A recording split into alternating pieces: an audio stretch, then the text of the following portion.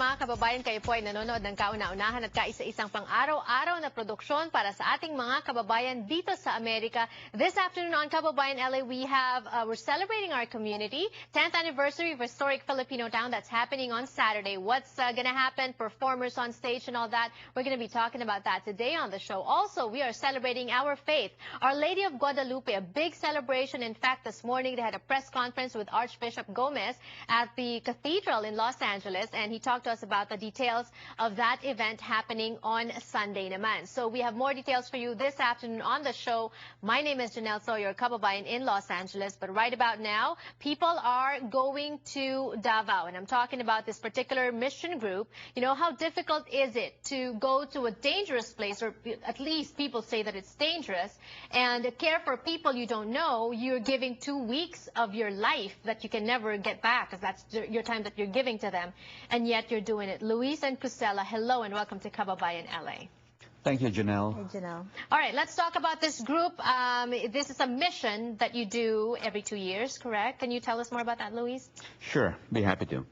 Every 2 years, we plan an advocacy trip specifically to the Philippines and to some of the places where we feel our efforts and our energy and our faith and our service is most needed.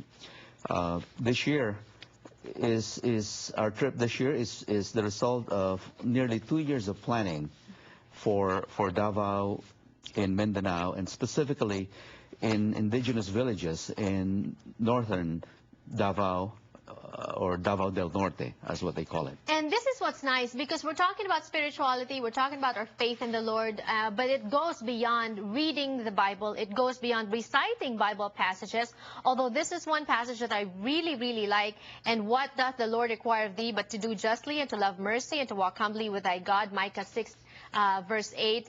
And this is what you're doing. You're not just reciting Bible passages, you're really caring for the poor, as what Christ did when he was still living here on earth. Correct, Cusela? Yes, correct. We are, imagine a community that we're going to in Talaingod, where the children there have no access to high school. The nearest high school is 25 kilometers away. Right. So the church leaders, the doctors, the volunteers in the community that we're partnering with, they are building community schools so children can have a brighter future and access to education. What are the other goals in this 2-week, shall I say, immersion that you're doing? Are you going to teach them? Are you going to, I know that there's also, they have a hard time getting potable water as well. Yes, Janelle, the mission has a trifold objective. First and foremost, we're there to find out and learn more about what's happening with our brothers and sisters, the Lumads, as they are more commonly known, insofar as the rights and human rights are concerned. Secondly, we're there to learn about the degradation of the environment, so issues on environmental justice. And thirdly, there's the humanitarian and medical aspect of the mission, wherein we will provide certain amount of medicines, medical supplies, and equipment to help assist the indigenous peoples. What is happening in Davao right now, Cusela? I'm sure before you go there, you've done some research, you're getting news from them. What is going on? Well, Davao right now, unfortunately, it is one of the most beautiful places in the Philippines, so I'm told. It's also one of the places where we have the most militarization going on. Because Davao is so rich in resources, the presidents and the military are stationed in Davao. The most battalions anywhere in the country are now in Davao. That's why human rights violations are happening. That's why children cannot go to school, because the military is occupying their schools. So that's the kind of trauma that's going on in the area, and we're there to bring solidarity, to stand in solidarity with our kababayan back home, and also to help with the healing. Because how can children go to school and have a brighter future if their access to education is being blocked because of militarization? We can never see peace and justice in the Philippines if we still have to deal with these sad and traumatic experiences. And we know we can do something to help from here. Wonderful, noble objectives. Luis, have you talked about safety? What are you doing in terms of safety? How many people are going? And, are they not scared that, something might happen to them as well? Well, I think there's always a certain amount of concern on everybody's part. There are 22 missioners going from Southern California and even as far east as Virginia Beach and New York City. Of the 22 missioners, About 60% belong to the United Methodist organization, and the rest are Catholics. And we have one, in fact, who is of the Buddhist religion. Oh, good. Yes. So in that sense, we are quite ecumenical.